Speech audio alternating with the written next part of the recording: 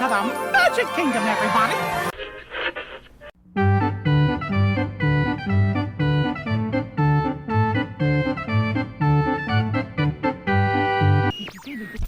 I'm not sponging for rum. It be gold I'm after. How do you do? Pleased to meet you. Fine, how are you? Nice seeing you. How you come on? How to do? Pretty good show as you're born. Hold on to your seats, folks, because we're going to crank it up. WDW Radio, your information station. Hello, my friend, and welcome to the WDW Radio Show, your Walt Disney World information station. I am your host, Lou Mangello, and this is show number 583, and I'm here once again not only to help you have the best possible vacation experience when you go to the Disney parks, but I also want to bring you a little bit of Disney magic wherever you are with the podcast, my live video broadcast and chats every Wednesday night on Facebook, special events, books, audio tours, and more.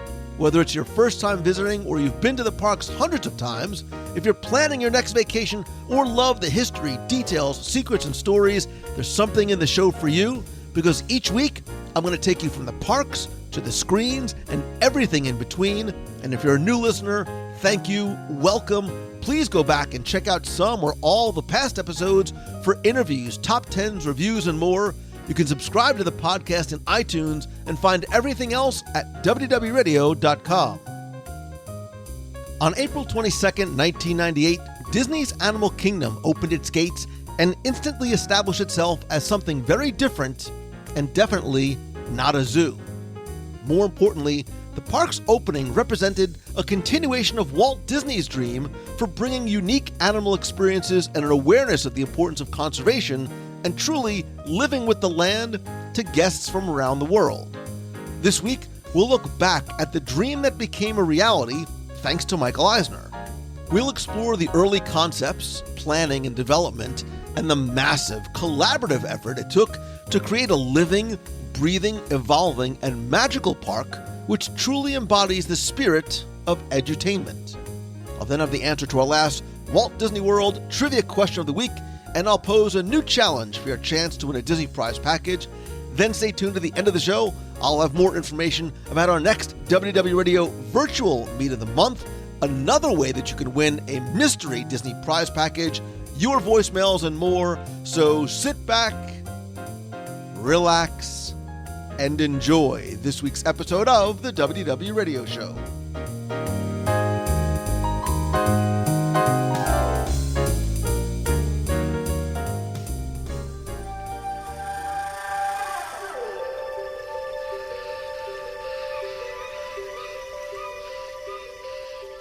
Journey back with me to 1989, when Walt Disney World consisted of 3 theme parks, a brand new shopping and entertainment district, water parks, and so much more than what the vacation kingdom of the world was when it opened its gates in October 1971.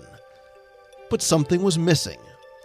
It wasn't rides or shows or characters, but as guest surveys had reflected, it was Disney and animals. There was a long-time connection between the two that had gone back decades to Walt and his true life adventures, or I guess even earlier if you want to include Mickey Mouse, but there was nothing in the Disney parks, and then everything changed when the decision was made to create a park that was distinctly not a zoo that came from Michael Eisner. And this week, as we approach the 22nd anniversary of a park that opened on the 22nd of April, 1998, we're going to look at the journey from blue sky concept to planning and development to reality, and just what it took to create the latest, most unique Disney park in the world, Disney's Animal Kingdom. And joining me is a man who, like Disney's Animal Kingdom itself, is a little wild, very unique, and still like the animals inside. He's fluffy and he's lovable in his own special way. He's author, storyteller, magician, all-around nice guy, and my buddy Jim Korkis. That's Jungle Jim Korkis. and that really was my official name out in Los Angeles because to help support myself through college, I worked at the Los Angeles Zoo as a tram driver and tour guide. And so I wore the the safari jacket, and I had the pith helmet, and my name tag said Jungle Jim. I think we need photographic evidence. And I believe you, but I just need to see it. Oh my God. Yeah. And I met celebrities, and in fact, I almost killed Mayor Bradley, who was the mayor of Los Angeles, accidentally. Of Accidentally, course. right? To be clear, But- it was accidental. But that's a story for another time, or unless your listeners go, wait a minute, have Corcus back, and we want to hear about some of that stuff there. So yeah, so I have that pseudo animal background there to help me with this, and I'm so happy you gave a call, Lou, so that we could talk about this. And again, we were talking off mic about so many heroes that are out there today. The doctors and the nurses and the policemen and all of that who literally are rushing in to the fire to protect the rest of us. But I would also, before we get started, like to give a shout out to the Disney Animal Kingdom animal care team, who aren't hunkered down at home. They're out there. They're taking care of the animals because the animals didn't get to go home. The animals still need to be fed and have their habitats cleaned, and they need to be observed and taken care of. Otherwise, just end of March, there was the birth of a baby zebra and a baby porcupine, and even though animals have been doing that for a long time without human assistance, it's nice to know that there were some vets there to make sure that it went well and that they were healthy and there were no complications and all of that. So as we start to talk about Animal Kingdom, I'm going to give a shout out to Dr. Mark Penning, who's Vice President of Disney's Animals, Science, and Environment, and the rest of his team there. Thank you for looking after all of those, because there's like over 1,000 animals or more there. So. No, I agree with you, and I appreciate you saying that. I think sometimes we forget, or almost take for granted, that somebody has to be there to care for them, and the horses on Main Street and everybody else. So, I do. Absolutely, and especially it's probably a little more challenging with the horses there because they're doing all of that renovation to the Tri-Circle D Ranch, right? Yeah. So there's a lot. There's a lot to happen behind the scenes. You don't always have the usual facilities that you want there, and so maybe when the parks open back up, we'll see these animals wearing bandanas over their faces.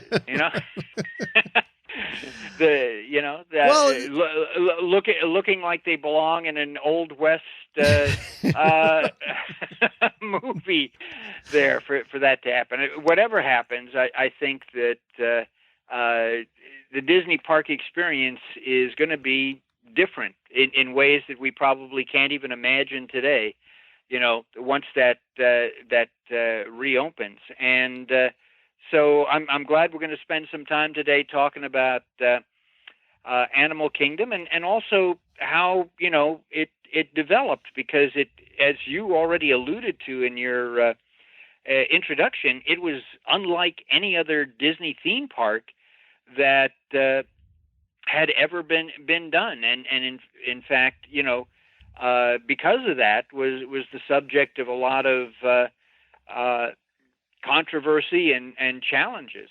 Well, and that's really what I want to look at. I mean, I think the first question that we need to think about and ask is why, right? So why did this idea for Disney's Animal Kingdom come about in the first place, right? Again, so I said in the intro, if we take it back to 1989, Disney MGM Studios had just debuted. Little Mermaid had just come out, which I think. Let's take it where you say Disney MGM Studios opened in 1989. What people don't realize is this was an unexpected, overwhelming success. It's like releasing Frozen and not realizing, this is the golden goose. Disney MGM Studios was going to be that half-day park, where you would spend a half day there, and then you'd maybe spend a half day at Typhoon Lagoon or at another park or whatever. That's not what people wanted. People wanted a full day or more experience, and so almost immediately there's that push to we've got to make this bigger. We've got to expand, and Eisner saw that, and as you said, Little Mermaid, Who Framed Roger Rabbit. Disney was riding very high, and so. In 1990, Eisner was getting prepared to announce the Disney decade. Yeah. That the 1990s was going to be the Disney decade. That there were going to be new attractions at the parks. There were going to be new parks. Euro Disney was in the final phase of getting done. They were talking about doing parks out in California, doing Westcott or Port Disney Sea, and so they had that retreat, executive retreat, to talk about what are we going to be doing, as part of the Disney decade. Well, because there was this overall vision too that Eisner had. He didn't want Walt Disney World to just be, a must-do. He wanted it to be the only do. Like, we want to make sure everything that people are going to other places in Florida, we want to make it available here, right? So now they've got the movie studio park to match the dark place down the street. Because Universal had announced the plans to build their Universal Studios park that was popular out in California, to build that out in Central Florida. And then also in 1989, as you mentioned, Pleasure Island opened, and that was to sort of undermine Church Street Station, which had themed nightclubs and shopping opportunities. Eisner was very sharp in terms of, what can we do to keep, money and people on Disney property. And again, that was one of the reasons for an animal park, because Eisner was a sharp guy. He saw that Busch Gardens Tampa was hugely successful. It had opened, in 1959 as just sort of a garden with birds wandering around and all that, to promote the beer.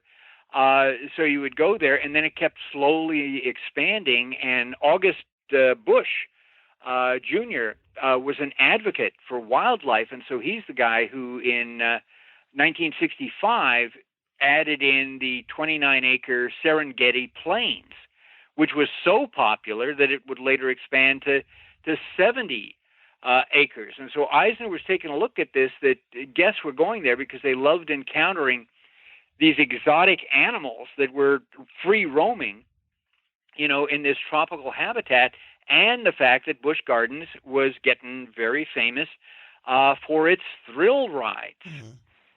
All those roller coasters, and in fact, I think they're planning to add a new one soon once all of this stuff passes. And so Eisner was like, okay, what can we do that is better than that, but offer something similar, to what is going on. And so, at that executive retreat, it was Eisner who came up and said, "What can we do with animals?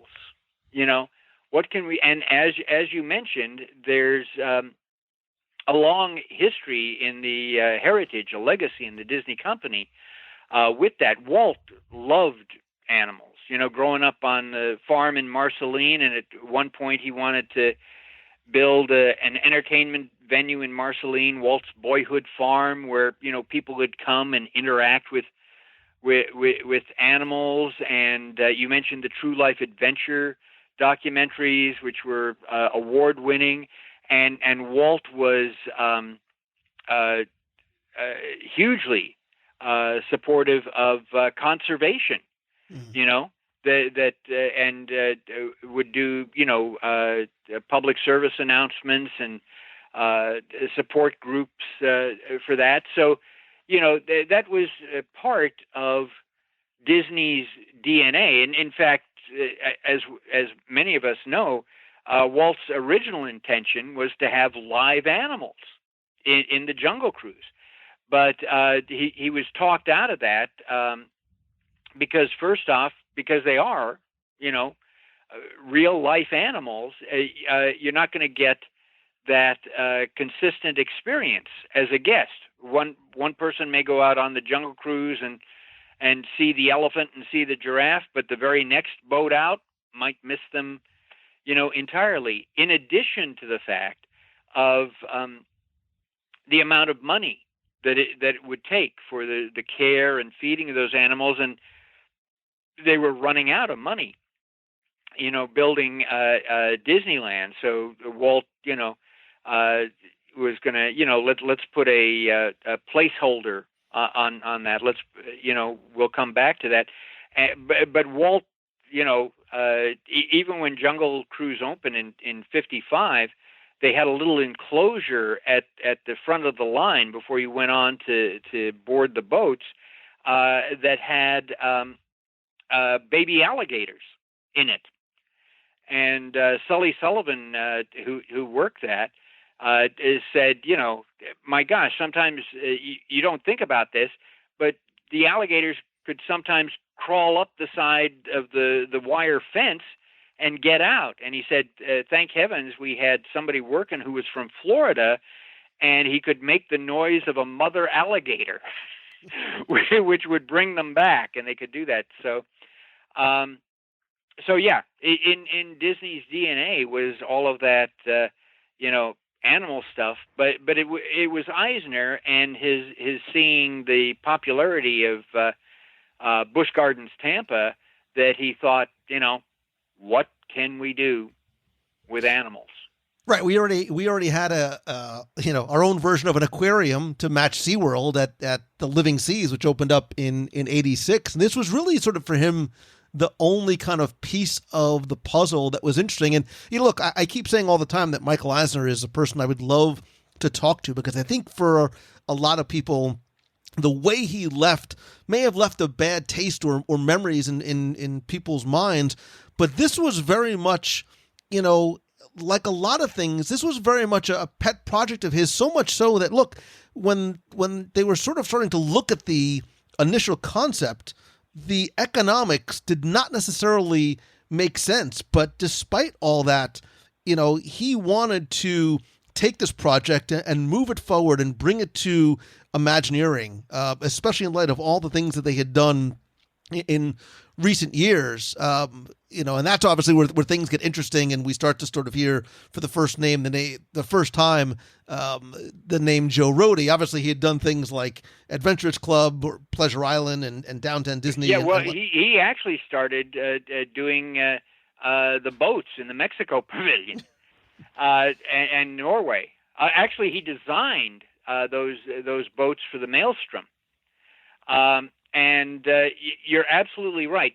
Eisner, when Eisner first came on board, I think a lot of people forget today how innovative he was, how motivating he was, and how positive he was for taking literally a mom and pop company and turning it into a media empire. That's the legacy of Michael Eisner. I think he may have overstayed his welcome, and became a little toxic towards the end there. But in the beginning, and obviously Animal Kingdom is part of that. And in fact, it was Eisner who came up with Animal Kingdom. He says, we already have a Magic Kingdom, and it was Eisner who came up with the name Dino Land. He said, I want dinosaurs, and we're going to call it Dino Land so people know what it is. And also people were coming to him and saying, well, Mr. Eisner, we don't think that having this new park will generate more people coming. We're afraid that this will cannibalize from the existing parks. And it was Eisner who said, nope, we're going full speed ahead. And in fact, he was intimately involved with a lot of the meetings into the early planning, and also getting Frank Wells on board, because Wells was always cautious, and especially about anything that came to the Disney brand. But he got Frank Wells very excited about this, so that Wells became a huge champion.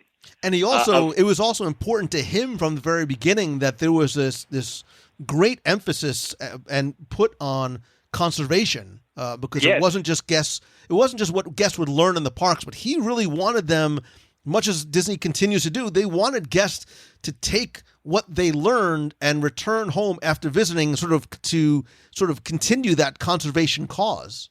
Right, and even though that's still a theme of Animal Kingdom today, when Animal Kingdom was being planned and when it first opened, it was almost like you were being beaten over the head with it.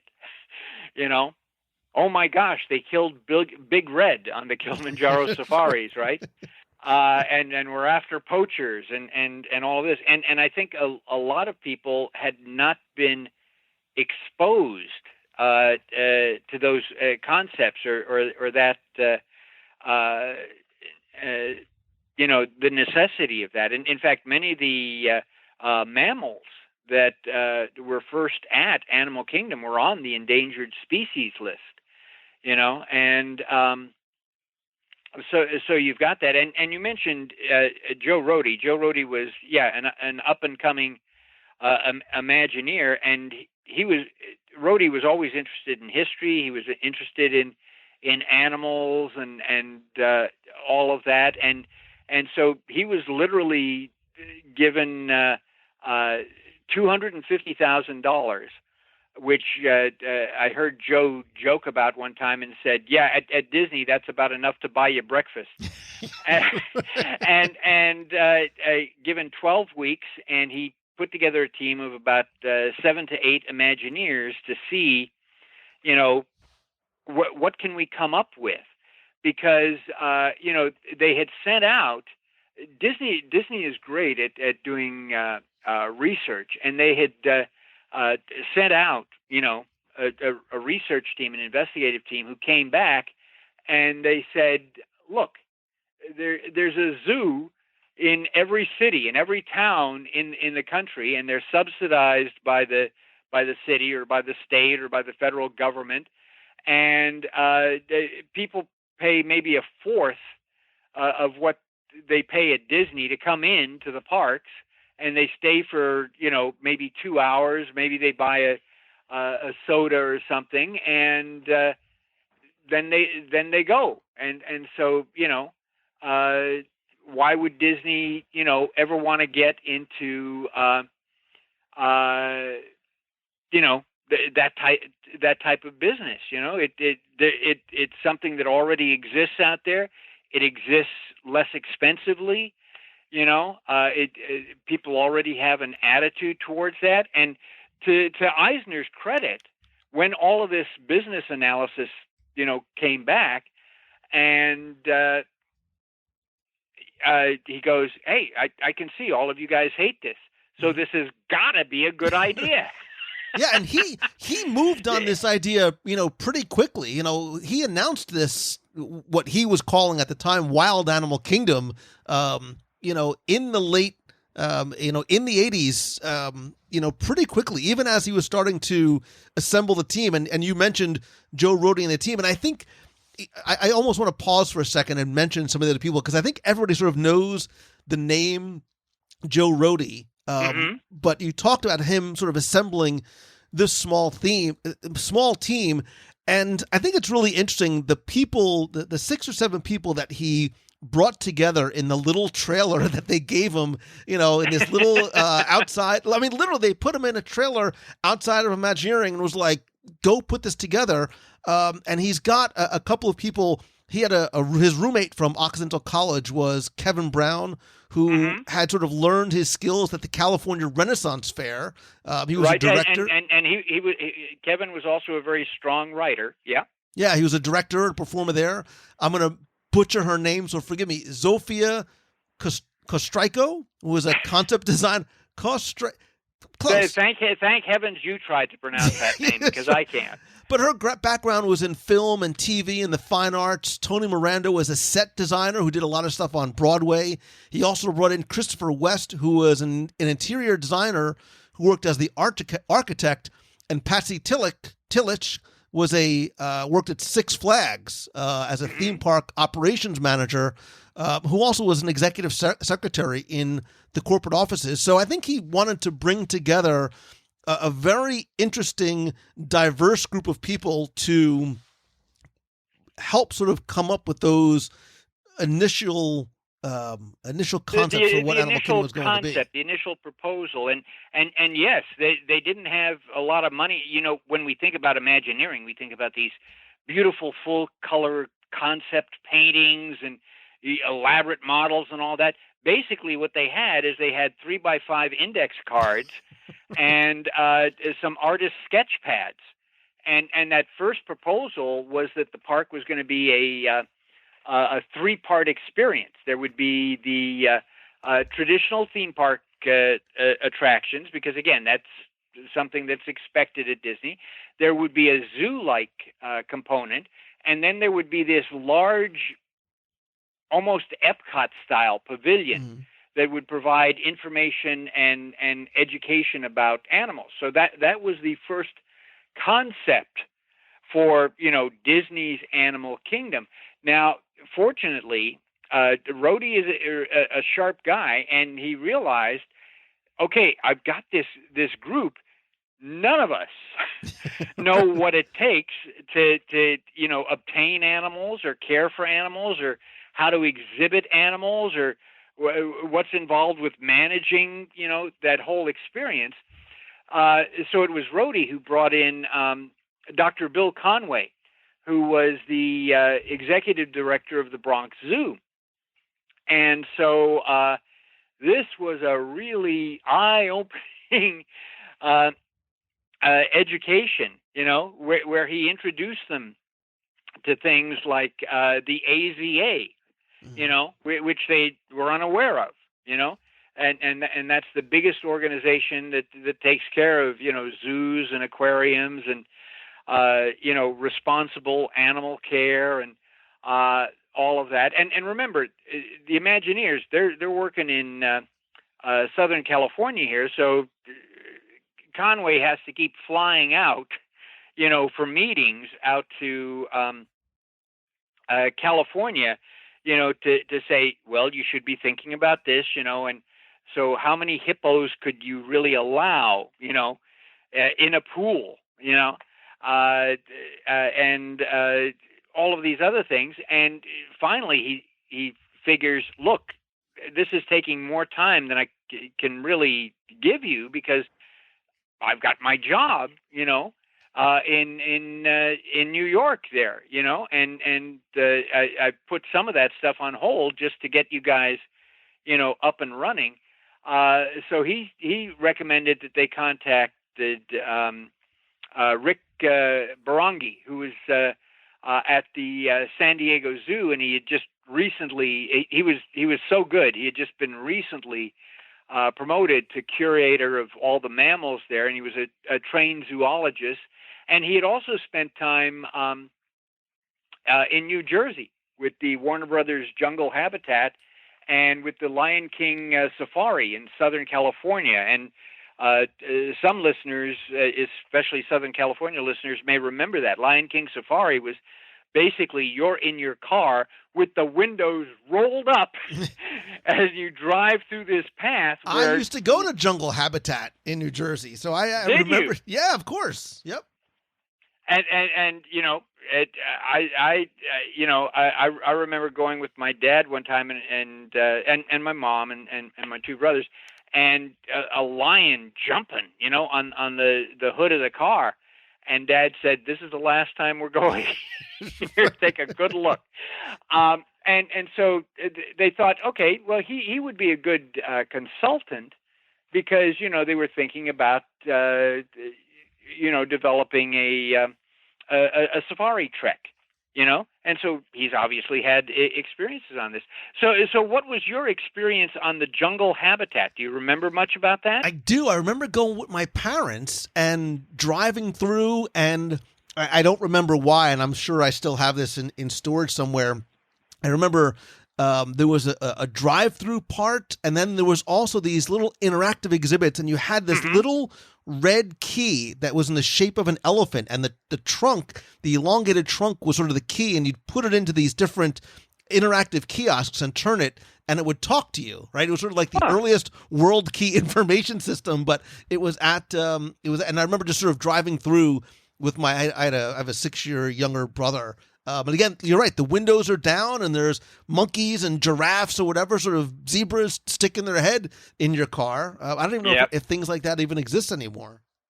Well, I could see legally people being a little concerned. It would be great for Instagram, that. but I don't know legally if they would allow it. Yeah. So anyway, he has this background, and he comes in, and he's really personable. But he's also very, I guess I would say, flexible. You know, sometimes you have people in who are animal experts or whatever, who are very maybe brusque, and it's like, you know, my way or the highway type thing. This is the only way to do this. He was very open to, you know, okay, what are your ideas? What can we do to make that happen and still be, you know, taken to the concerns of the animals and the safety and the well-being of those. And so he was a consultant, and he was the one who suggested creating an advisory board. So Disney brought in, you know, zoologists and curators and veterinarians and all this from around the United States, including Dr. Conway, who had time to work on an advisory board. And that advisory board is the one that helped launch the Disney Wildlife Conservation Fund, you know, in 1995 there. And also, it was a really wise move, because the advisory board would become Disney's best defense, you know, when you're dealing with PETA or animal advocacy groups who express concerns and all that. Here you have all of these people who have already demonstrated in their career, you know, their concern for the health and safety of animals. And their input, you know, really influenced the design of the park, you know. So now it's expanding from that 3 concept thing into this, okay, let's create this free roaming habitat here. You know, you don't want to have and all, you know, driving through the park, you know, with the food for the animals and things like this. So what can we design, you know, backstage for all of this? And one of the things that brought Barangi on full time at Disney was, and he came on in 1993, and that was right after Michael and Jane Eisner visited the San Diego Zoo, and he gave them a personal tour. Mm-hmm. And he said that he was so impressed with Eisner's passion about this project and passion about, showcasing the animals. So it had gone beyond just, we're going to kill Busch Gardens. It had become, something of its own now, Well, the interesting thing, but the thing that I found interesting about sort of the genesis of the project was, as much as this was an Eisner passion project and something he was very heavily vested in, it was not a slam dunk from the very beginning, right? So, Joe Rohde, when he sort of is first tasked with this, again, he goes back to, ideals that Walt shared, right? He wanted it to be a very edutainment based, right? Walt always said about how some of the most fascinating people he ever met were animals.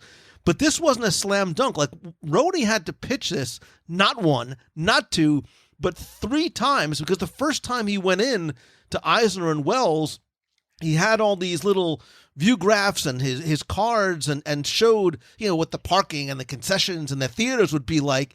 And they gave him like a resounding no. Like, they told him, Disney does not do zoos. Like, go back, try it again, regroup.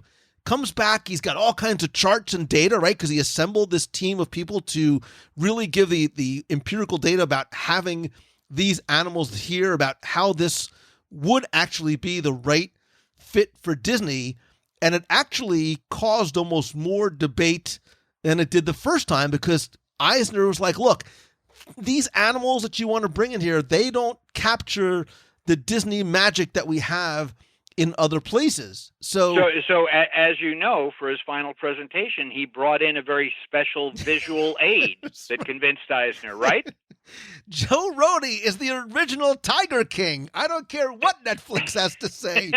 So look, he's got this like almost, this last opportunity to pitch it. And yes, he's got his drawings of what the tree of life is going to be and have this sort of Walt-like weenie there and the foliage and all this.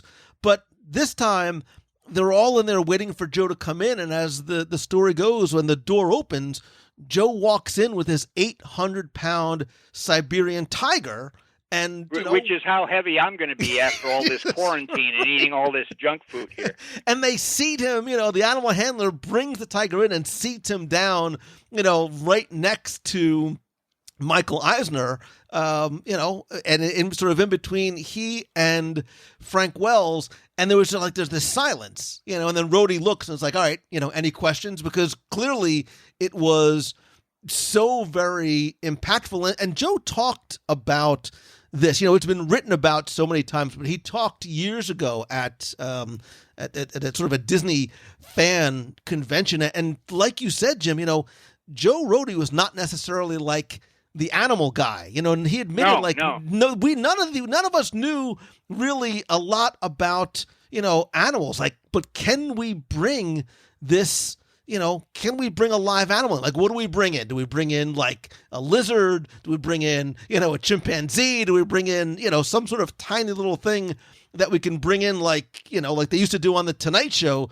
Or do we bring in something that's larger, right? Is it an elephant? Do we bring in a baby elephant? No, it's not as, impactful. It's got to be, it can't be something super dangerous like a leopard, but maybe we can bring in like a tiger, have somebody to broaden it. Because I think they tried it with a leopard and it was a little bit too, jumpy and would not necessarily sort of sit and rest like the tiger would, because tiger was a little bit more mellow than the leopard was. Especially if you feed the tiger ahead of time. Right. Hopefully it won't just nap the entire time, because then they'll be concerned that the animals would be napping all day. Yeah. If you feed me ahead of a presentation, then I'm ready to go to sleep. Yeah. So, and he's like, look, this is absolutely a calculated risk. Like, this can either work well, it can fail, it might try and jump Michael Eisner, and he's like, look, there's no way you'd be able to get away with doing this today. He said Marty Sklar actually called him into the office. He's like, you really shouldn't have thought, you really should have talked to somebody before you decided to bring a tiger into the CEO's office. But it worked. It worked. Sometimes that type of a visual impact is greater than anything that he could have put on a piece of paper or an oral presentation. Well, again, if you've ever been to even to a zoo and seen a tiger or seen a tiger, a little up close, these are magnificent animals, and there's just an intimidation. They're so powerful and all that, and you can just feel that, in your bones. And in fact, when a tiger growls, there's a sound level that is actually below what the human ear can hear, so it goes through your body. So that's one of the reasons why your body tenses up when a tiger growls, is your body is sensing something out of the ordinary there. So yes, in terms of a visual aid, this is pretty impressive.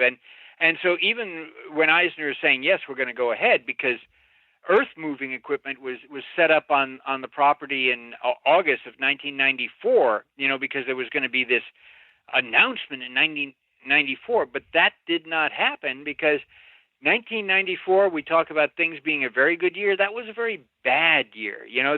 That's the death of Frank Wells, who was a champion of the project. You have Eisner's heart attack. You have the resignation of Jeffrey Katzenberg, who left to form his own company. You had the financial challenges of the newly opened Euro Disney theme park in France, which, Eisner felt was going to be a cash cow, paying for all of these things for the Disney decade. And there was the collapse of Disney's America theme park in Virginia. So Animal Kingdom dropped pretty low on the priority list there, we're going to announce this happening. And so again, it was always on the verge of being canceled and never being built. And interestingly enough, the person who never lost hope through any of these things was Rhodey. Mm-hmm. Rhodey could see this happening, and that this was a good thing happening, and he was just so stubborn. It's like, we're gonna make this happen. So, and one of the things that I think gets lost in this whole concept of Disney's Animal Kingdom was, for a lot of people, including Rhodey, it was not necessarily based in just again not wanting it to be a traditional zoo. It really was based in, sort of in their words, in this childlike love of animals, right? And they talked about this love of animals that kids have, from stuffed animals to first pets, and he talks about the 3 stages of love of animals in the project, right? So a childlike love of animals became the theme park element. So it's that adolescent desire for experience became the safari part, and then the adults' love inspired sort of the pavilion-like ideas, and this sort of being an animal was sort of a part of the early part of the concept. Right? They wanted to sort of challenge the guests with having these different types of not only attractions, but more of these individual adventures. Like, the animals were there to be admired, but they also wanted to make sure that there was an experience and messaging that was behind it as well.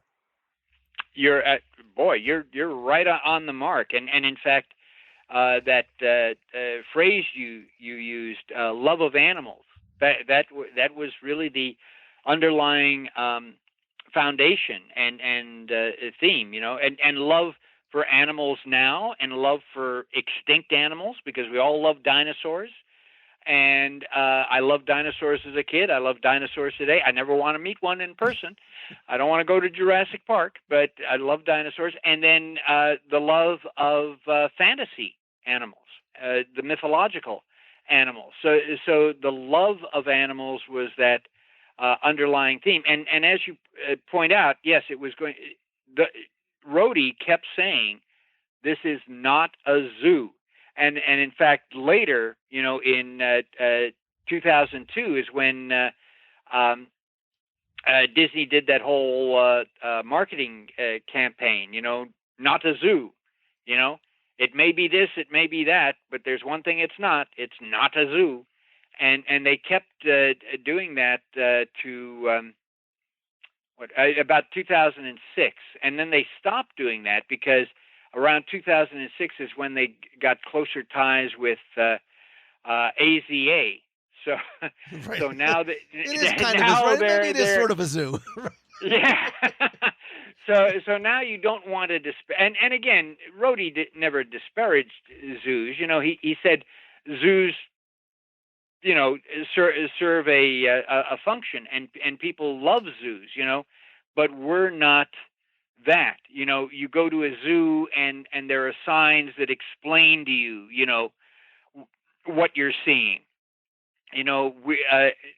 What we want is the guests to, experience this, to, and to experience it in a natural environment, which made it, even more difficult. And so the official announcement came out June 20th, 1995. This was in the Contemporary Resort, in one of the ballrooms there. They had all the media there, and there were African dancers and drummers, and on stage was the elaborate painted model of the Tree of Life, which a lot of people don't realize was inspired in part by a bonsai tree that the Imagineers had seen at an Epcot Flower and Garden Festival. And there was concept paintings, there was a preview video, there was a promotional poster that had dinosaurs, a dragon, and a safari vehicle that was hanging off of a rickety bridge. And Eisner said that this park was going to be based on mankind's enduring love for animals and celebrating all animals that ever were or never existed. And I think that's the sort of the were and never existed is really interesting, because if you go back and look at the progression of how this idea developed, they really wanted it to be, and if you look at some of the early sort of quote unquote, napkin sketches, they always sort of had this hub and spoke design, right? They've got a magic kingdom. They're going to be an animal kingdom. They're going to follow this model that works. And some of the different sections that they had were real animals that you can't see, animals who never existed, and then this large sort of safari for existing wild animals, behind which would be a research area. But there were all these sort of sections where you could learn about, animals that currently exists, some that maybe you can't see, and then those didn't exist. And then they would have sort of explanations and then reveals of them as well. Some of them had, the animals that you can't see would be like the dinosaurs. The animals who never existed would eventually be sort of that idea for that beastly kingdom and that thrill ride area. And then that huge safari location, which would have been in the back of the park. It almost looked more like bubbles off of a center bubble, as opposed to the hub and spoke that we're used to seeing in places like Magic Kingdom. Well, and we've talked about Beastly Kingdom before, and for those of you who are quarantined at home, please go back and listen to podcasts in the WDW radio archives. There's some great stories, great information. Show 481. Show 481 is when we talked about it. Oh, really? Oh, okay. And again, that was actually the Beastly Kingdom was the first thing that Rhodey and the Imagineers worked on, because Rhodey said, we did that to buy ourselves additional time, because since we're Disney, we know how to do, dragons and unicorns and things like this. So we could work on that, and that would buy us time then to bring in the animal experts and listen to that and then expand. And again, remember my saying that Eisner wanted Animal Kingdom, to knock out Busch Gardens. Well, Busch Gardens had, the animals, but they also had the thrill rides. They had the roller coasters. So in Beastly Kingdom, there was going to be that inverted roller coaster where you went through the dragon's castle. And in Dino Land, there was going to be the excavator, which is would look like a series of ore cars used to haul up sand and gravel from the bottom of the pit, where they're trying to excavate the dinosaur skeletons. And the backstory there was, the paleontology students who were working in the area had taken this unsafe device that had really fallen into disrepair and use it, to transport the dinosaur fossils, but then being college kids, use it, as a thrill ride, and so you would go through, the dig, and these ore cars would have zoomed through the inside of a dinosaur skeleton and all of that. But unfortunately, one of the things that they didn't take into account when they were doing Animal Kingdom is how expensive it is to take care of animals, and how expensive it is to take care of animals well, and conscientiously. And so, all of this money is now running out, for the real animals, because you had to have the exhibit area for them, but then you also have to have a backstage housing area for them.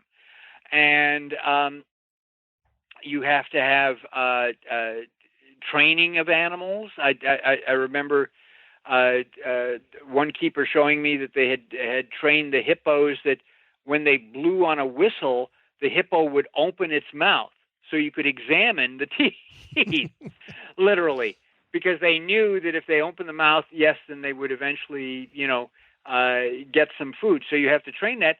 And my gosh, these animals are just chomping down on the vegetation, and you've got to bring in vegetation, or else they're eating all the stuff in the exhibit area. Well, and I you're think going to have to replant all of that. I think what it shows too, Jim, right, is the importance for Eisner, and I think, even probably the greatest driving force in terms of what the mission of the park should be. So if you think, we could talk for a second about some of the concepts that didn't make it into Disney's Animal Kingdom. The Tree of Life was not the original centerpiece that was proposed for the park. It was going to be this 3-tiered, very sort of whimsical, fanciful carousel.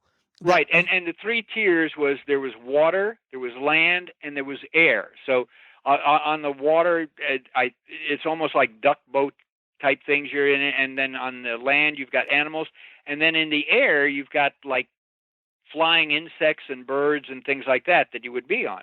Yeah, right. And Eisner's like, it's frivolous. Like it literally was just too frivolous, and that's why some of the other things got nixed too. Like there was a section where there was going to be almost these interactive attractions where you could, well, like I said earlier, be an animal. Well, let's go back to the Tree of Life. Before the Tree of Life and even the carousel, at one point, Rhodey pitched the idea of a Noah's Ark. Yeah. That you'd be entering.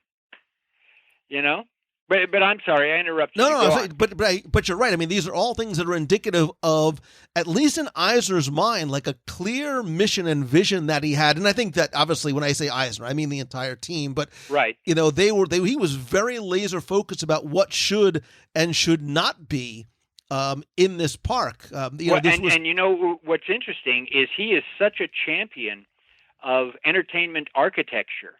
Eisner was the one who said that architecture would play only a supporting role in this park. If you think to Magic Kingdom, if you think to Epcot, if you think to the studios, the architecture there is really very defining of the theme and of the experience that you're going through. One of the things that makes Animal Kingdom so different is that it's the landscaping and it's the animals. Yeah. It's not the architecture. You know, you don't go through and point out one particular, especially when the park opened. You point out a building and go, oh my gosh, that building, it's so iconic. No, it just is meant there to support the rest of the story that's being told.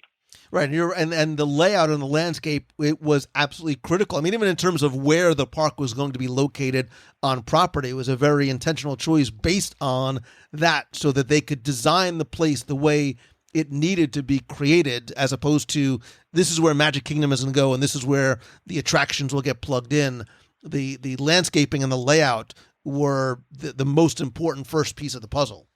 Which also it turned out to be a disadvantage, because I think one of the complaints that exist even today is that it's difficult to get to Animal Kingdom. So Animal far Kingdom away. is out of the way, you know. My gosh, you want to do Magic Kingdom and then you want to zip over to Epcot? My God, you got the monorail there, you know, and even the even before they had these Skyliners, you know, the studios was just a short hop, you know, away. You know, you could even get there by boat, you know, from Epcot, you know. But Animal Kingdom, that's out in the boonies. Right. Well, it needed to be. I mean, because they wanted these, you know, these quote unquote lands around what was originally Genesis Garden and Safari Village to, you know, really sort of seamlessly sort of coalesce into each other. But they also needed area for, you know, remember, everything's surrounded by water. I mean, they needed, to use a Walt Disney, they needed the blessing of size if they were going to create this hub that was going to be surrounded by water. And it also, I think, gave them a little bit more design freedom that they would have had elsewhere, because they, like you said, Paul Comstock said the landscape is as much of the show as anything else, as any of the attractions. Absolutely. As Paul Comstock, what a terrific landscaper. You know, he trained under Bill Evans and learned a lot, but I think he did as well and sometimes better than Evans was doing, you know, especially later in his career. Yeah, my gosh. And yeah, the variety. And, you know, we take all of this stuff for granted, but, you know, a lot of that landscaping, a lot of that foliage, that's not native to Florida, you know? And so it's like, wait a minute.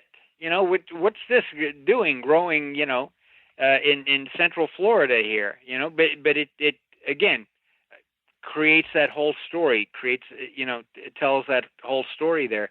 Well, I think, just to your point, I think you're right, because I think that I think Disney's Animal Kingdom is not just about the animal. You can go into Disney's Animal Kingdom and look at it from a completely different perspective, because from a horticultural perspective, there's 6 times as many plant species as there are animal species there. I mean, they literally brought thousands of different plant species in from around the world in order to create something that looked and felt authentic to all of these different villages that surrounded, you know, this central tree of life.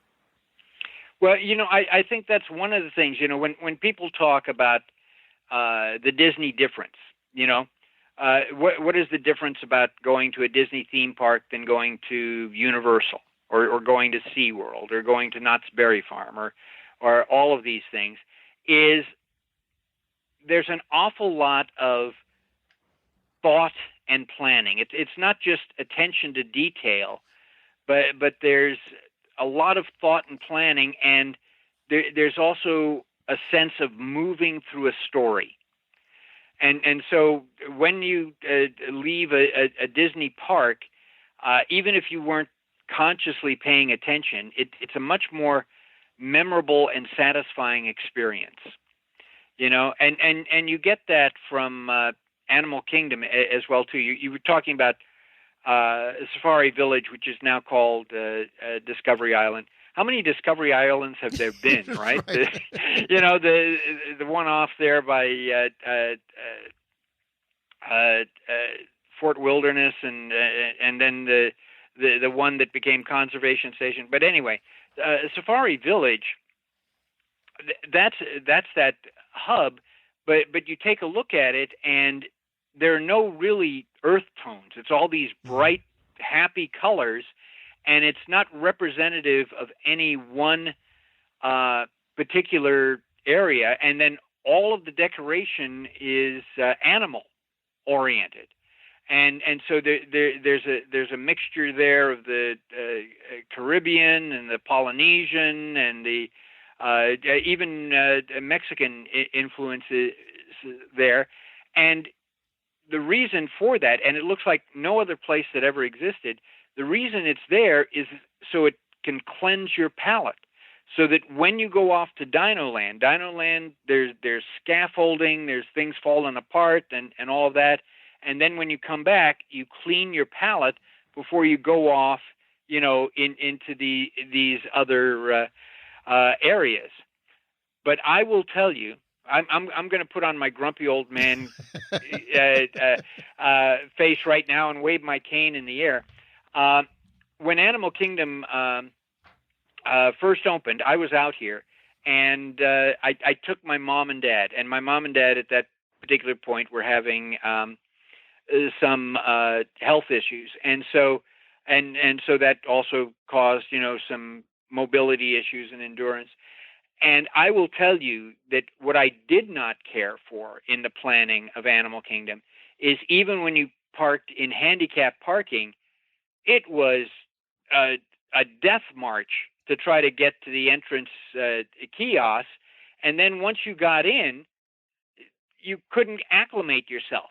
It was a huge jungle. And there's a path going one way and a path going another way, and you have no idea which path you should take. Later, you learn that they reconvene, up there. But you have to hike, and it certainly seemed uphill to me. But that's by you design, had to hike right? all the way up. Right. To That's Safari like Village. they wanted you to get lost. Right. So my folks got to see Safari Village, but that's as safari as they got. They're just walking around in circles. But see, I like that idea. And there's been times that I would visit Animal Kingdom and spend a huge amount of time there, because I think what sometimes happens now is you have to make the dash to the safari, you're rushing to Everest, you're trying to get to Pandora, and you don't sort of just take time wandering those pathways that don't have any signage, because if you do, there are so many, I think they're gifts, I think they're surprises. You can take some of the pathways and get these wonderful views of these waterfalls and Discovery River, and you forget that you're in a theme park. So I always liked the idea. Look, I agree with you, right? As you walking in, if you look down... Well, and again, I get that concept of this is a sense of discovery, and you're being immersed in this jungle experience, and you are not the alpha in this experience. The animals are. And so I get that, but in terms of logistics, but again, I still have that same complaint about Epcot, which to my perception is two separate theme parks that were just smushed together, and there's no really viable transportation to get from one section of the park to the other section of the park. I sort of always liked the idea, and if you look down at the entrance to Disney's Animal Kingdom from Google Earth, you'll see that the parking lot, the tram stop, it's very gray, it's very bland, because I think it does, and it's supposed to when look, it's that portal, right? When you walk through that portal, you're now sort of gone from the concrete jungle of the parking lot into something that looks and feels so very different. And I sort of like that's true. After you pass those the entrance, you look down, and it's no longer that concrete. It really does seem like dirt, and you see things imprinted in the pathway and all of that. So you're getting that kinetic, that tactile feel that you're somewhere else now. And again, you can't see, the tree of life is huge. You can't see it, and so as you come through the path, suddenly it's revealed, and so it's even more majestic. But again, to my point, now that I've become a grumpy old man, I would prefer Disney balancing story with convenience.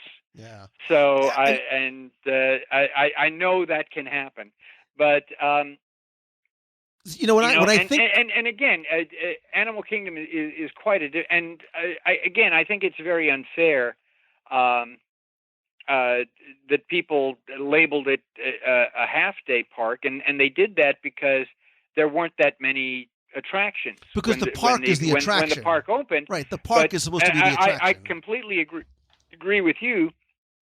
One of the joys, one of the real attractions, is taking that time to see the animals, is taking the time to appreciate the landscape, is taking the time, to sit on a bench. But as I've railed about before, Disney has certainly become a reservation vacation. Where you are, you're rushing to this, you're rushing to that, and it's like, oh my gosh, it's so expensive to get into Animal Kingdom. I've got to ride Expedition Everest 10 times in order to get full value for what I paid to to get in here, and that's not the way you should be feeling. And that's not the way. Right. This is a park that, and I have always said, and I think, and I did a show, I'll have to look it up. I did a show years ago where I make an argument, I think convincingly, this was pre-Pandora, that Disney's Animal Kingdom was not a half-day park, but a 2-day park. And I sort of outline how and why, because it's a park that I think is meant to be savored. I think you walk in, do not grab a map. Do not rush. Okay, maybe you should get there early and go ride Flight of Passage. But when you're done, I think you're supposed to wander that park. I think it's a park of discovery, not just, oh, here's a new attraction, here's a new exhibit. You're supposed to just sort of let yourself wander and go. And I think Discovery Island and some of the other pathways behind the Tree of Life, Divine used to sort of hide back there sometimes. There's that little sort of hidden pathway. There's a lot of those little locations there that I think people don't necessarily take advantage of going to because it's not on the way to something, or it's not on the list of things that they quote unquote need to do that day. I agree completely. I'm one of those guys who, when I go to the Magic Kingdom, I love just sitting on Main Street, and watching people or taking in some of the details, or just wandering and seeing some of the details in the buildings. And the same thing at Disney MGM Studios. One of the things, my folks loved that park, because they would go in and they would sit on a bench on Hollywood Boulevard. They would watch Streetmosphere. They would just be surrounded by, the wonderful architecture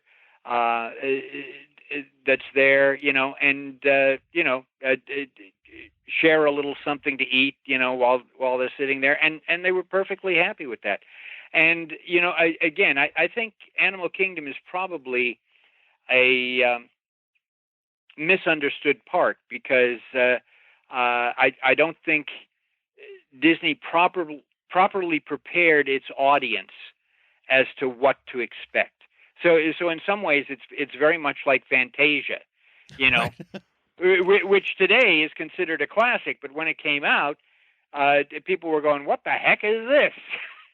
what's that all about? Right, because it truly is unique in concept and design. It truly is not a traditional zoo, which is exactly, I mean, look, they got exactly what they wanted. There may have been some initial confusion, but that's exactly what, the park is supposed to be. And it's funny, Jim, as we were talking, so I will confess that one of the nerdy parts of my Disney fandom is logistics, right? Like when I think of when I used to come as a kid, and part of the thing that I was fascinated by was, how did they build this? How did they possibly put this together? When people talk about Disney building the quote unquote fifth park, I'm like, slow your roll, because it's not that easy. Like, I think about things like infrastructure.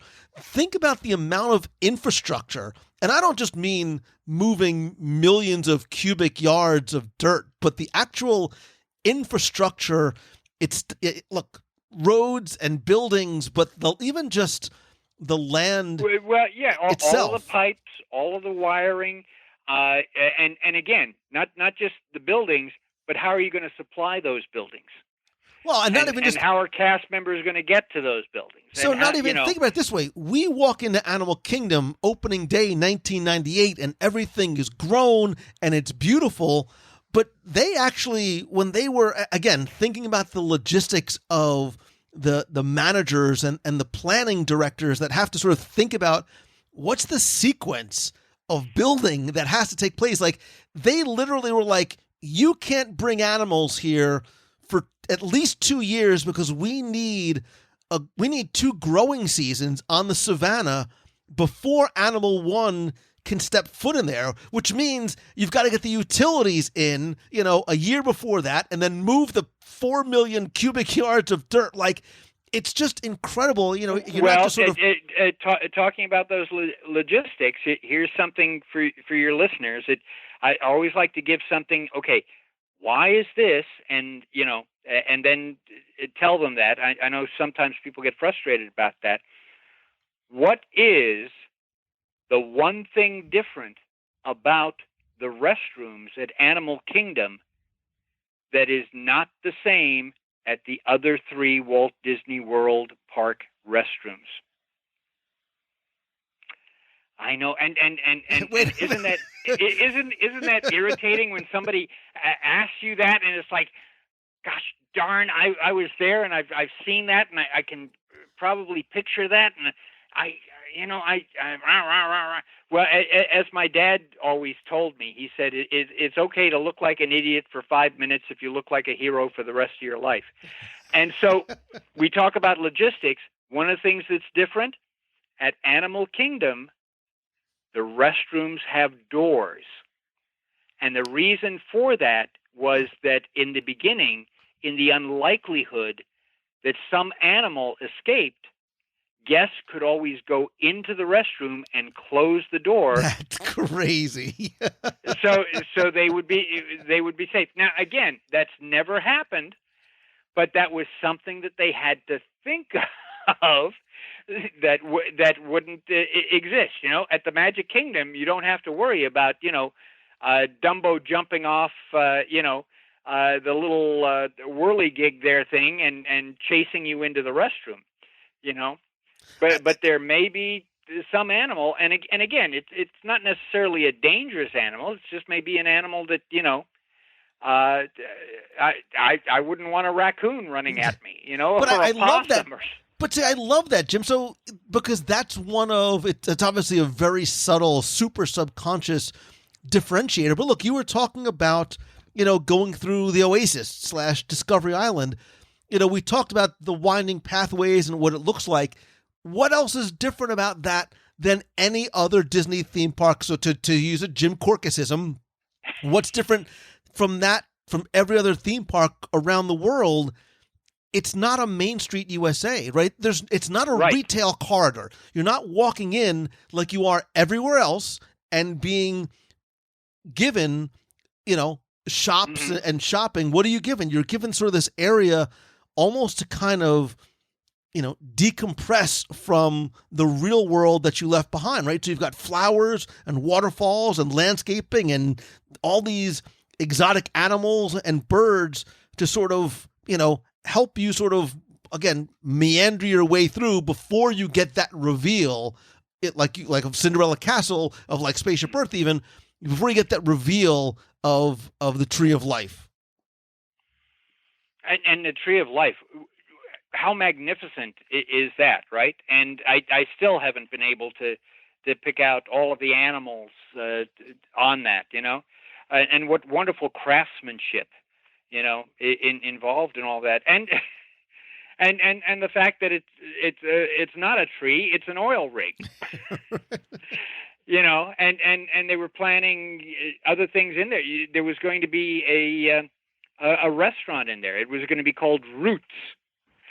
That's what the restaurant was going to be, and then at one point they were going to do a Lion King show in there, and that idea took fire, and they moved that out to Camp Minnie Mickey, and again it was Eisner who stepped in and said, "Hey, Pixar is working on this film right now." Right.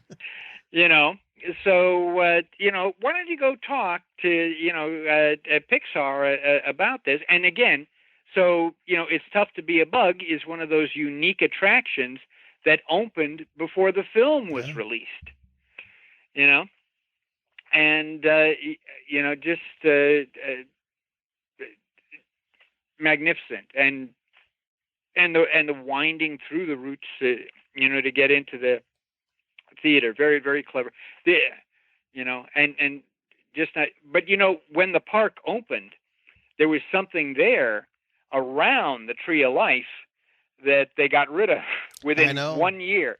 It was the first attraction to close at Animal Kingdom. And wait, before you say what it is, yes, because we have talked about another show. Before you say what it is, I think in order to be fair, I think we need to do a second part to this. I think this deserves, as we sort of transition from the concept and the design and the planning into let's turn the key and open the gates to guests.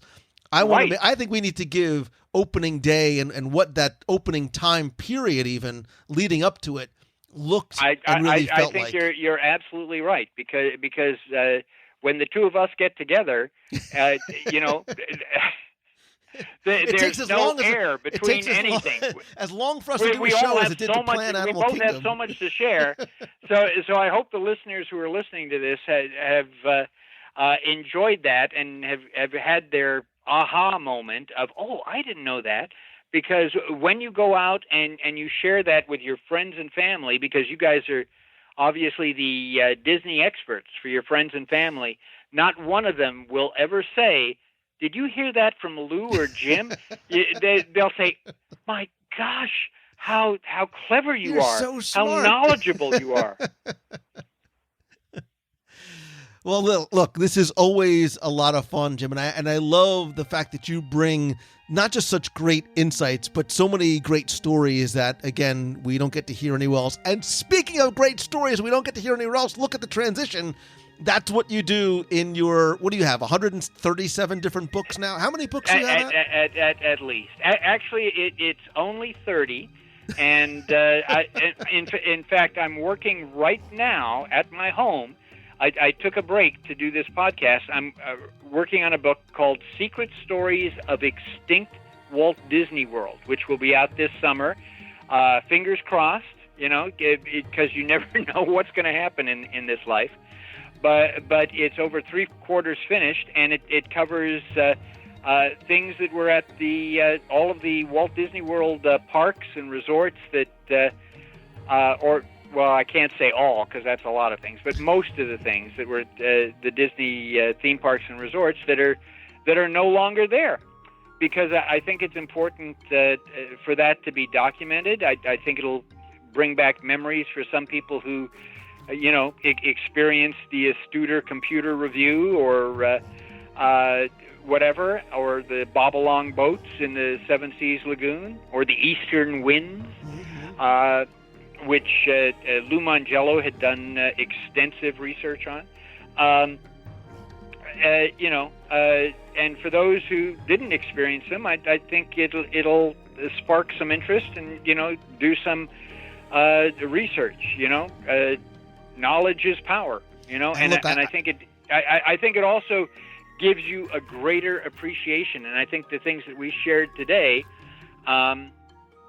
will give people, when they get a chance to go back to Disney Animal Kingdom, maybe a better appreciation of what it is that they're seeing and appreciating and seeing.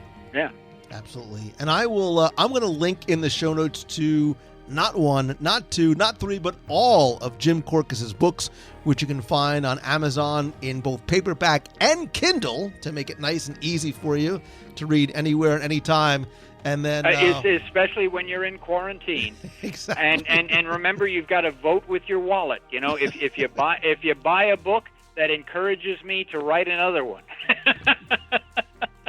And look, we have lots more to share about, pre-opening of Animal Kingdom and then what that first amazing day in April 1998 looked like.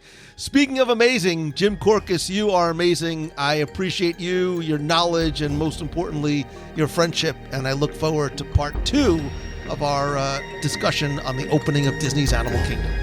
And thank you, Lou. Stay well, stay healthy, stay safe. And I hope the same for your family and all of the listeners.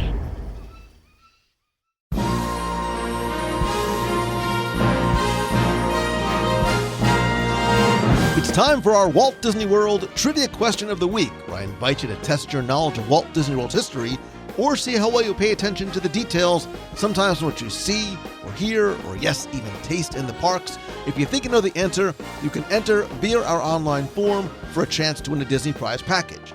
Before we get to this week's question, we're going to go back, review last week's, and select our winner.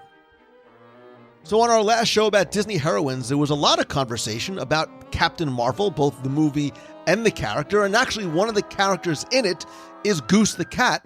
And I asked Tim and Marion and you what the original name of Goose the Cat was. Goose the Cat was not called Goose the Cat in the comic book upon which the Captain Marvel movie was made.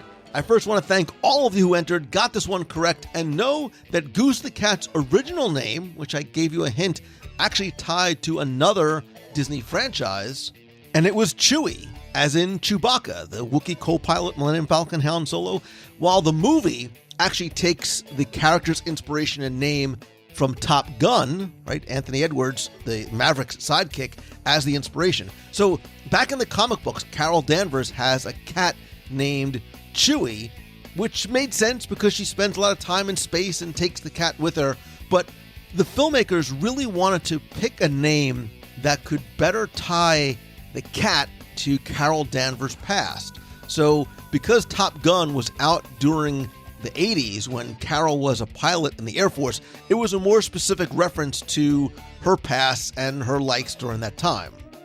So I took all the correct entries, randomly selected one, and again, last week you were playing for all my digital products, my 102 Ways to Save Money for that Walt Disney World book, all 7 of my virtual audio walking tours of Magic Kingdom, which right now would probably be a lot of fun to sort of let me virtually take you through the history, details, secrets, and stories of each of the lands and the attractions and the shops and the restaurants in Magic Kingdom, all with the binaural audio sounds behind you. You can find all those, by the way, both on the WDW Radio shop at WDW.com and on iTunes. I'm also going to send you a WDW Radio vinyl sticker, a WDW Radio Magic Band cover, and a special mystery prize from my collection, which I'm currently in the process of purging. By the way, check out www.radio.com/eBay for 10 new auctions each week. We'll talk about that later. Anyway, I randomly selected one, and last week's winner is Chris Bowen. So Chris, congratulations. Thank you for playing. You used the online form, so I have your mailing address. I will get your prize package out to you right away. If you played last week and didn't win, that's okay, because here's your next chance to enter in this week's Walt Disney World Trivia Challenge. So as we're talking about the genesis of Disney's Animal Kingdom as we lead up to opening day, it got me to thinking about some of the interesting and, dare I say, unique attractions that were present when Disney's Animal Kingdom first opened. Again, this was not only NAHTAZU, but something that was going to be revolutionary in the theme park industry. And your question this week is to tell me simply, what was the name of the unique, to say the least, yet very short-lived opening day parade in Disney's Animal Kingdom? Now, we'll discuss this more on part 2 of our Disney's Animal Kingdom history and opening day shows, but for right now, I want to know what's the name of the unique yet short-lived opening day parade in Disney's Animal Kingdom. You have until Sunday, April 19th at 11:59 p.m. to go to WDWRadio.com, click on this week's podcast, use the form there. Again, you're going to play for the 102 Ways book, all of the audio tours, the Magic Band cover, the sticker, and I'm going to also give you another mystery prize from my collection, maybe something Animal Kingdom related. So good luck and have fun.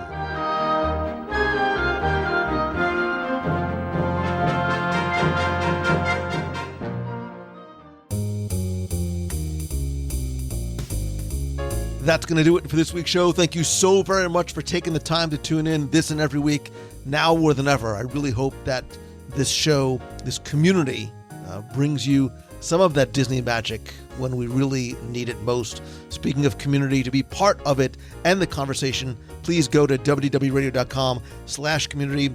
And please don't forget, another great way to not only stay connected to the magic, but really be part of the community and conversation and a brand new segment is to join me every Wednesday night at 7:30 p.m. Eastern for WDW Radio Live. Last week I introduced a brand new segment, Top 5 Live, where you are part of creating a new Top 5 list, calling in, sharing your thoughts, and also discussing everything that's going on in the Disney, Marvel, and Star Wars world. And last week I also introduced a new contest. We have a chance to win a mystery box prize package. Again, it's every Wednesday night, 7:30 p.m. Eastern at WDWRadioLive.com. And speaking of community, I want to say huge thanks to everyone who is part of the WDW Radio Nation family. I cannot tell you how much I appreciate your love and your support and your friendship and your help. And I also love being able to say thank you and give back to you each and every week. I want to thank some new members who've joined the hundreds of you who are part of the Nation family, including Joe Jackson, Chris Cole, Matt Shaw, Caleb Joshua Hill, Rich Ranichowski, Amanda Locicero, and Denise Watson. If you want to find out how you can help the show, and you'll also get exclusive rewards every month, including monthly scavenger hunts. We have a private Facebook group, custom Magic Band covers, there's logo gear, monthly care packages from Walt Disney World, exclusive live video group calls, lots more. You can visit www.radio.com/support. And please don't forget that while this is completely optional, it's a great way for you to not only help the show, but show your support for WDW Radio, and that a portion of the proceeds of your contribution do go to our Dream Team project to benefit the Make-A-Wish Foundation of America. Just a couple of other quick announcements. It is time once again for the Purge. For years, I have been collecting Disney, Marvel, Star Wars items. They've been stuck in boxes, in storage, in my garage, and I realize that I have a limited amount of shelf space, and it's been time, since we're all quarantined, that I've been going through it, and I really want to share it with you, and hopefully it'll reach people who can enjoy and appreciate it. So, starting actually last week, I've been putting 10 auction items up on my eBay page at www.radio.com/eBay. There's everything from cast member materials to documents, books, maps, posters, theme park merchandise, pins, artwork, one-of-a-kind collectibles, and lots more. All of the auctions start at just $1, and there's no reserve on anything. There's new auctions every Sunday night at 9 p.m. Eastern. Again, go to www.radio.com/eBay. I have continued to talk literally since day one about you and the community that you have created. Again, please don't forget to go to www.radio.com/community to be part of the conversation. You can also email me, lou@www.radio.com, if you have a question you want me to answer on the show, or call the voicemail at 407-900-9391. It's 407-900-WW1. If you have a question, a comment, or just share, let me know how you are bringing some of and getting some of that Disney magic at home when you can't get out to the parks. Or maybe even there's a past episode of WDW Radio that you found that you really enjoyed. Call the voicemail, email me, post it in the community. I'd love to hear from you. Obviously, this is where I would talk about our next meet of the month in Walt Disney World, since that it doesn't look like it's going to happen for a while. Last month, we did our very first virtual meet of the month. where instead of going to a physical location in Walt Disney World, we gather together in a virtual room. All you need is a webcam, a mic, or even just your phone and a free piece of software I'm sure you've heard of by now called Zoom. And our next virtual meet of the month for April is going to be on Sunday, April 26th, starting at 7 p.m. Eastern. I'm going to post a link in the events page. Be sure and RSVP, turn on notifications so you do not miss a thing. And to find out about this, other events, including our Marvel Day at Sea cruise in January 2021, which will be here before you know it, and we're going to need that more than ever. Again, visit wdwradio.com/events. And look, if you know me, right, if you've ever listened to me before, I'm always going to make lemonade, right? I'm always going to make lemonade out of lemons. We're going to do a virtual meet of the month instead of a real meet of the month, even in terms of what's happening now and that we are forced to self-quarantine. I think there is great opportunity here for you, right, to finally, if you have this idea to start a book, a podcast, video, a product, a business, now you have the blessing of time to be able to do that. I want to try and help you any way that I can take those first or next steps. And there's different ways that I can do it. One, we can get on a one-on-one coaching call where we'll get on a video call and talk about your idea, your business, your challenges, whatever it might be, for an hour. Two, I'm now forming a new weekly mastermind group where we'll meet virtually once a week at 7 p.m. on Tuesday nights, limited to just 6 people. We get together. Everybody has time in the hot seat to talk about their wins, their goals, their challenges, and collectively we work together to help you move the needle and make a positive difference each and every week. My Momentum Weekend Retreat is still currently scheduled for June 12th through the 14th. It is a weekend, just 10 people in a vacation home near Walt Disney World, where we really spend an entire weekend focused on you and your business. There are currently only 2 out of the 10 spots remaining for that. And my Momentum Weekend Retreat, it's our 5th year, is October 17th through the 18th. It is a weekend workshop, 1 room, 50 people, based on the pillars of inspiration, education, and community. It's unlike other conferences because you're going to learn and execute what you learn right in the room, meet others to work with right away to help you take your business and your brand to the next level. Again, you can find out more about all these by visiting LouMongello.com. And while I know that obviously conferences and expos and in-house business events have been suspended due to what is going on, I do want to offer a virtual option where I do offer virtual presentations on a wide variety of topics that are customized for your business on community, customer experience, what we can learn from the Disney parks, Walt Disney, social media, podcasting, live video, etc. Again, all these things can be found over at LouMongello.com. Thanks, as always, to Becky Mankin and the entire team over at MouseFanTravel.com, who, while people are not traveling right now, they're doing an amazing job helping those who have had travel plans, had to move things, answer questions, and assist people with making adjustments or even looking to traveling in the future. You can visit them over at MouseFanTravel.com. And even if you don't have current travel plans or even aren't a client of theirs yet, I know that Becky and her team of agents would be happy to help you again over at MouseFanTravel.com. And as always, my friend, you are my friend. Now more than ever. Like, we might not be together, but I promise you that you are not alone. And if you like the show, and maybe the show is bringing you a little bit of magic and happiness now, all I ask is that you please help spread the word. Let others know about it. Tweet out that you're listening. Share a link to this, or maybe go back and find one of your favorite episodes. Share that link with your friends over on Facebook. And if you can, take just a couple of seconds to rate and review the show over on iTunes. So very, very helpful. I want to just quickly thank a few reviewers, including Owens Pac-Man, who says 5 stars. I've listened to a lot of podcasts over the few months, and none has caught me like WDW Radio. Likeable host, great detailed content presented in a superb passion. There's no fluff, just an enjoyable listen with great info and facts that's not full of advertisements. Love it. JTK618 says it's the best Disney podcast. Once I was introduced to it, I couldn't stop listening. Lou does a fantastic job of bringing the Disney magic wherever you are. Really does make you feel like family, because you are. His positive attitude really shows and makes everything sound wonderful. The selection of topics and guests is well-rounded and intriguing every week. Kester Marie says, it's home away from home. This is the best way to get a little bit of Disney when you aren't there. The best home away from home kind of podcast to remind me of how much I love Disney. Lou's such a great host, always entertaining and enthusiastic. Thanks, Lou. PJ Mino says, it's the best Disney podcast out there. The enthusiasm and care Lou has is contagious for sure. The only downside is that it's once a week. And Shop Kicker says, of the many, this is the best. I've listened to many Disney podcasts. Lou makes this one the best with positivity and community. And I will leave it at that, Shop Kicker. But remember, you are the ones who create community. I just build the clubhouse.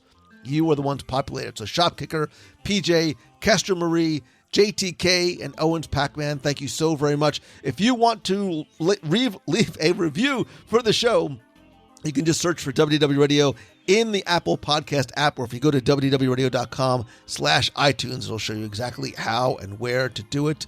Finally, most importantly, you've heard me talk about this for so long, and yes, I am a positive person, even in times like this when it's so unsettling, so uncertain, and yeah, even scary. We have to find a way to choose the good, right? To look for and find the good in everything that we do and everything that we encounter. And I think you need to do the same, right? What's the good that we can pull out of this?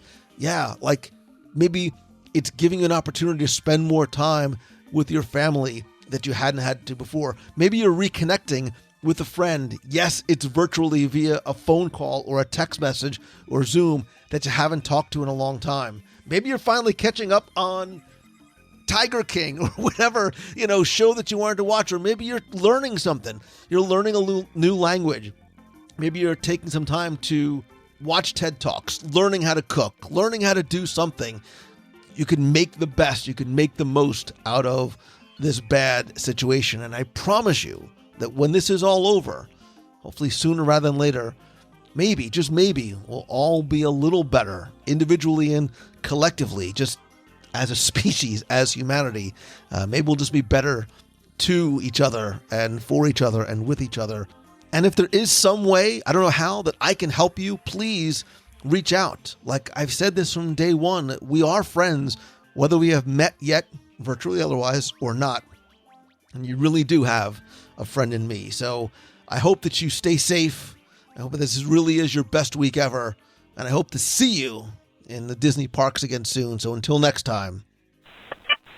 Hi, Lou and WDW family. It's Elizabeth from Massachusetts. I just finished listening to episode 319 from 2013, where you and Tim Foster did a top 10 about places that you bring Walt to see.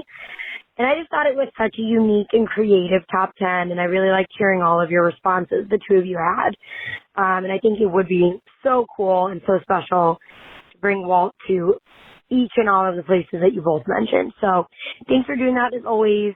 And I'm very excited to listen to your new episode that was just released recently about the Runaway Railway, and all the good stuff that is coming up in Disney World. Hope you're all doing well and have a magical day. Bye, guys.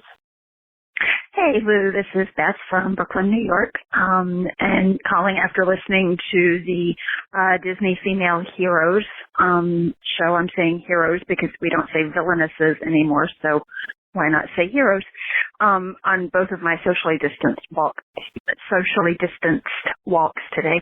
Definitely agree with Gamora and Nebula, and honestly, I commented in the chat thing on Sunday, I wish there was a film exploring their story, because I think that would be fascinating. And then for my personal Disney female hero would be Merida. Just adore her. She doesn't need a man. She flat out rejects it and says, nope. And then she's the one who makes the mess, and she has to clean it up. And I love her so much. My new kitty is named after her. And also was thinking about, were you guys talking about Captain Marvel and how it sort of felt rushed or not developed or something? Part of me wonders if it would have been different if, the director had just been the female director and not co-directing, if that would have made any difference. I know that made a big difference with a lot of the choices in Wonder Woman, which I know is DC, but it still is up there in my heart. And just so, I don't know, maybe having the female director and mainly female production team on there helped with that. I don't know. It might have been the same. Who knows? Anyway, but I am at least watching Marvel movies now, so hey, that's good. But anyway, hope everybody is staying safe. I am in week two of trying to remote teach special ed kiddos, and it's a challenge, but trying to stay positive, trying to focus on my hopeful Disney trip in July for my birthday. So take care, everybody. Have a magical day. Hey, Lou. It's Christine Morrison from Flowertown, PA. I hope you can hear me. I'm walking my neighborhood. It's April 2nd, about 8 o'clock at night, and I'm listening to the latest podcast. And I have some heroines of my own that you guys didn't even mention. And one of them is a mother-daughter combo. And I'm talking about Queen Eleanor and Merida from Brave. They saved each other in so many different ways. Queen Eleanor had to fight becoming a bear and overcome that so she didn't lose herself, protect her kingdom, deal with her crazy husband who was off goofing around in the dining hall fighting everybody, keep them in line. Notice when she walks in the room, they all just are quiet, don't say anything because she's in charge. And she throws herself in front of Mor'du at the towards the end to save Merida. And then on the flip side, Merida saves her mother and goes on this huge journey to try and fix everything that she screwed up, and then ends up facing her mother as a bear and tries to protect her anyway. I think the wind's blowing. I think that mother-daughter combo was awesome as far as heroines go. My other one that I can't believe you guys didn't even mention, one of my favorites of all time to this day, is Mulan. She leaves her family, knows that if she's found out, she's dead, to protect her father and try to bring honor to her family, saves China, fights the Huns. She goes into a camp with a bunch of men. She doesn't know what she's doing, but she faked it until she made it. She is amazing. One of my all-time favorite princesses, if you could call her a princess. Anyway, those are three of mine that I can't believe you guys didn't mention. I'm screaming in my neighborhood right now. Thank God everybody went inside. Distance walking. Anyway, everybody have a wonderful week. I know it's been a really difficult time. Focus on the good, right? Family time. Slowing down a little bit. Try not to worry about all the small stuff. We're all in the same boat. Everything's going to be fine. Have a great week. I'll see you guys. Make somebody smile. Bye. Hello, it's Darlene Nagy, formerly of West Seneca, New York, and I'm calling in with our countdown for the Momentum Weekend. If you want to get in, Lou still has a couple spots, or it's actually a week. So contact him to get into that. It's in June, so we're only a couple months away. Then we've got the Marble Day at Sea also coming up next January. Happy Easter to all and Passover to everyone, and please stay safe, healthy, and in. It's the best form of keeping this virus to go away so we can get back to our normal lives and back to seeing each other in the parks and in person. Thank you so much for all you do, Lou. Love you guys and everybody, and hugs, and have a great, safe holiday. And Zoom FaceTime is our new best friend.